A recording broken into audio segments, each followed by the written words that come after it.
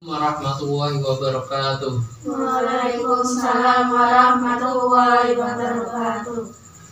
Gimana kabarnya anak-anak? Alhamdulillah baik. Adakah yang tidak hadir? Bila yang tidak hadir. Baik, alhamdulillah kita berkumpul di sini dalam akan melaksanakan pembelajaran tentang fikih. Nah, tema kita kali ini yaitu tentang sujud tilawah. Ada yang pernah tahu tentang sujud tilawah? Belum. Tema kita kali ini yaitu tentang sujud tilawah. Nah, baik, langsung saja kita akan membahas tentang sujud tilawah. Pertama, kita harus tahu pengertian dari sujud tilawah itu bagaimana. Oke. Bisa dilihat ya. Sujud tilawah itu secara bahasa itu berasal dari bahasa Arab yaitu tilawatan yang artinya bacaan. Sedangkan secara istilah itu adalah sujud yang dilaksanakan ketika membaca atau mendengar ayat-ayat sajdah. Jadi sujud tilawah itu dilakukan ketika membaca atau mendengar ayat-ayat sajdah dalam Al-Quran. Nah, itu pengertiannya. Kemudian lanjut. Setelah kita mempelajari pengertiannya, kemudian kita akan bicara tentang hukum sujud tilawah. Hukum sujud tilawah itu adalah sunnah. Ada yang tahu pengertian sunnah apa? Sunnah yaitu kalau dalam kitab fikih itu ma yusabu ala fi'lihi wa la yu'aqabu ala tarkihi. Artinya sesuatu yang apabila dikerjakan itu mendapat pahala. Tapi kalau ditinggalkan tidak akan mendapat siksa atau tidak mendapat dosa. Itu artinya sunnah. Hukum sujud tilawah, kemudian kita akan membahas tentang dalil sujud tilawah. Hukum sujud tilawah itu dikatakan sunnah itu berdasarkan hadis Nabi. Ini bisa dilihat, saya bacakan ya, nanti bisa didengarkan baik-baik. Ani Ibnu Umar qala kana Nabi sallallahu alaihi wasallam yaqra'u alaina as-surah fiha as-sajdatu fayasjudu wa nasjudu hatta ma yajidu ahaduna maudi'a jabhatihi. Ani Ibnu Umar qala, dari sahabat Ibnu Umar berkata, karena Nabi sallallahu alaihi wasallam yaqra'u alaina as-surah fiha as-sajdatu. Nabi itu pernah membaca surat yang di dalam surat tersebut itu ada ayat sajdah. Kemudian fayasjudu, kemudian Nabi bersujud, melakukan sujud tilawah, wa nasjudu, dan para sahabat pun ikut bersujud. Hatta mayajida ahaduna mau diajabadi, sampai ada satu sahabat yang tidak kebagian tempat untuk melakukan sujud tilawah. Nah, inilah dalil tentang sujud tilawah. Ini artinya sudah saya artikan ya. Ada juga hadis lain yaitu dalam riwayat Bukhari Muslim, yaitu ini saya ceritakan asal mulanya ada perkataan hadis ini saya ceritakan.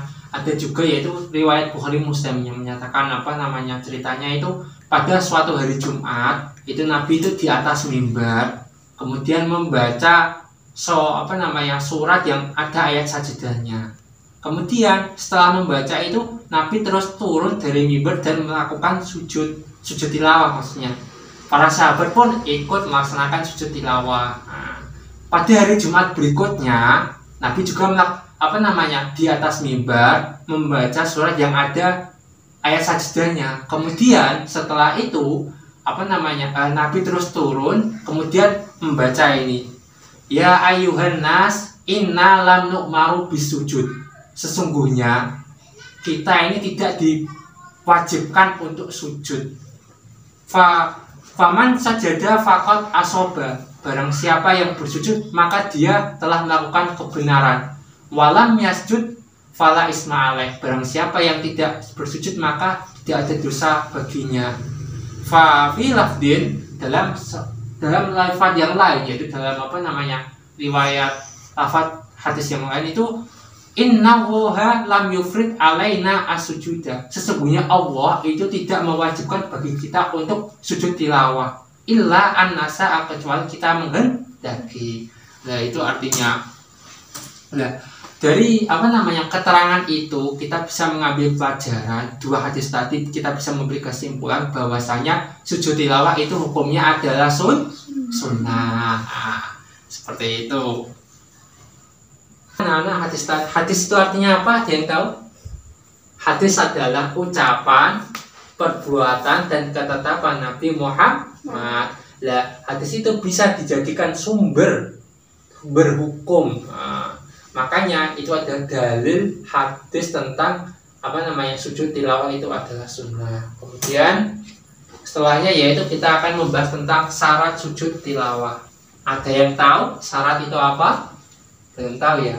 Kalau dalam fikih kan biasanya kita ada tentang syarat, ada tentang rukun. Nah, kita akan membahas tentang syarat. Ini kita akan membahas tentang syarat. Yang syarat adalah kalau dalam kita fikih itu ma tatawaqqafu alaihi sihhatus syai'i wa laisa minhu. Artinya sesuatu tersebut itu menjadikannya sahnya sesuatu yang lain, tapi sesuatu tersebut itu tidak termasuk bagian dari sesuatu yang lain yang disahkan. Contohnya apa? Gampang. Saya buat yang paling mudah. Contohnya wudu. Wudu itu menjadikan sahnya sholat, tapi wudu itu tidak termasuk bagian dari sholat. Nah, itulah makanya syarat sholat itu adalah wudu. Nah, syarat sholat juga suci dari hadas maupun najis. Paham ya syaratnya? Nah, kemudian syarat dalam sujud tilawah itu apa? Nah, ini syarat dalam sujud tilawah itu ya pertama toharatun anil hadasain wan najsi, yaitu di sini suci dari dua hadas, baik hadas kecil maupun hadas besar dan najis. Itu syarat pertama. Nah, kedua yaitu istiqbal kiblat, yaitu menghadap kiblat. Ketiga yaitu satrul aurat atau menutup aurat. Keempat yaitu qiraah awis timai ayat sajdah, membaca atau mendengar ayat sajdah. Nah, ini kan menjadikan sahnya sujud tilawah, tapi tidak termasuk dalam pelaksanaan sujud tilawah. Nah, ini syarat-syarat dari sujud tilawah. Kemudian selanjutnya yaitu tentang rukun sujud tilawah. Nah, kalau tadi itu sudah tentang syarat, sekarang kita akan bahas tentang rukun. Ada yang pernah tahu pengertian rukun? Rukun dalam fikih?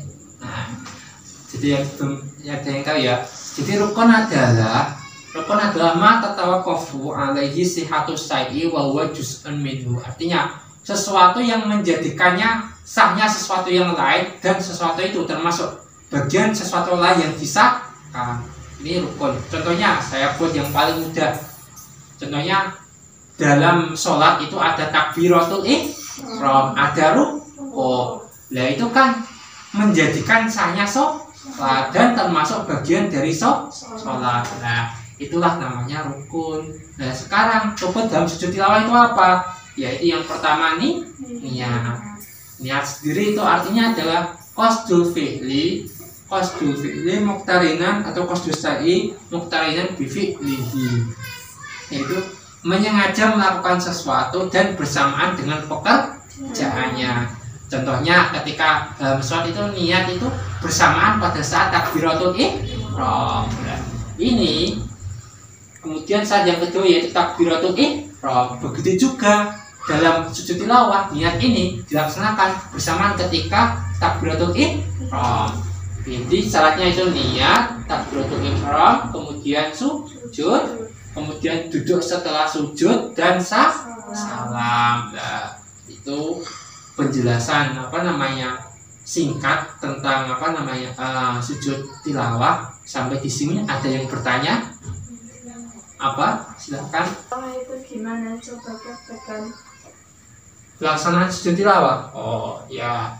Ada lagi yang bertanya lagi? Apa hikmah dari sujud tilawah? Hikmah dari sujud tilawah. Oke, baik. Yang pertama itu adalah tentang tata cara pelaksanaan sujud tilawah. Nah, jadi saya akan menjawab pertanyaan pertama.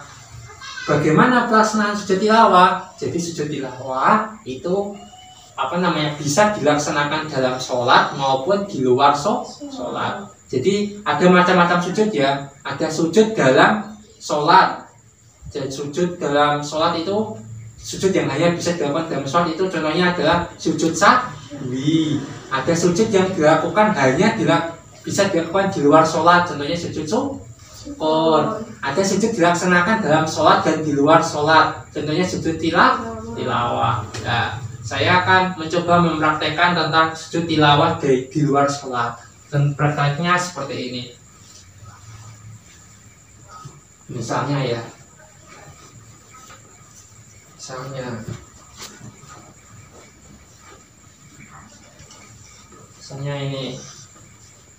ini prakteknya saya sambil duduk, boleh sambil berdiri tapi saya prakteknya sambil duduk, misalnya seperti ini. Nah, jadi saya praktekkan pertama niat dan takbiratul ihram, kemudian sujud ya. Allah, duduknya seperti ini ya, bisa tahiyat awal. Allahu Akbar. Bismillahirrahmanirrahim. Kalla la tuti'hu wasjud waqtarib. Allahu Akbar. Allahu Akbar. Assalamualaikum warahmatullahi. Assalamualaikum warahmatullahi. Prakteknya seperti itu. Bisa bisa ini sujud setelah sujud ini posisi tahiyat akhir atau posisi tahiyat awal juga boleh, kemudian salam. Dan pada saat sujud tadi yang dibaca itu adalah sajada wajhiya lillazi khalaqa sam'ahu wa sawwarahu bi haulihi wa quwwatihi fatabarakallahu ahsanal khaliqin. Nah, seperti itu. Paham ya prakteknya ya? Nah, itu ketika di luar sholat. Kalau misalnya di dalam sholat itu prakteknya itu ketika kita membaca atau mendengar ayat sajadah itu kita langsung sujud kemudian kembali lagi ke posisi awal. Nah, seperti itu. Paham ya sampai di sini ya? Nah, jadi prakteknya seperti itu. Jadi sujud tilawah bisa dilakukan di dalam sholat maupun di luar sholat. Nah, seperti itu. Kemudian untuk pertanyaan yang kedua tentang hikmah sujud tilawah. Hikmah sujud tilawah itu yang pertama yaitu untuk bertakarub kepada Allah, yaitu untuk mendekatkan diri pada Allah. Yang kedua itu bisa sebagai bukti bahwa kita ini tunduk dan patuh kepada Allah. Berarti kan kita ketika melakukan sujud tilawah kan otomatis kita kan berarti tunduk dan patuh pada perintah Allah, menjalankan perintah Allah berupa sunnah. Nah, seperti itu. Yang ketiga yaitu untuk mensiarkan agama Islam. Nah, ketika kita melaksanakan sujud tilawah berarti kita mensiarkan agama Islam. Nah, kurang lebihnya seperti itu. Sampai di sini ada yang bertanya lagi? Gak ada ya. Saya kira sudah jelas dalam prakteknya. Nah, seperti itu. Baik, demikianlah yang pembelajaran fikih kali ini. Apabila